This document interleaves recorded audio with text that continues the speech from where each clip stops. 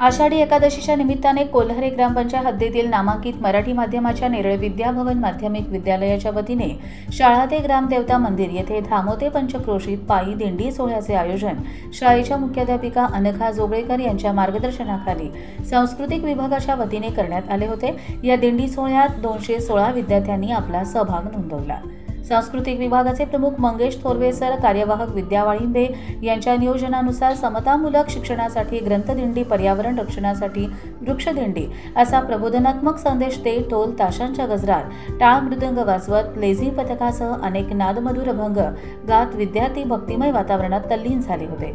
शालेय विद्यार्थ्यांनी भगवा ध्वज पताका हाती घेऊन डोक्यावर पांढरी टोपी तर पारंपरिक महाराष्ट्रीय नऊवारी साडी परिधान करत अनेक विद्यार्थिनींनी साकारलेली वेशभूषा कार्यक्रमाचं खास आकर्षण ठरलं।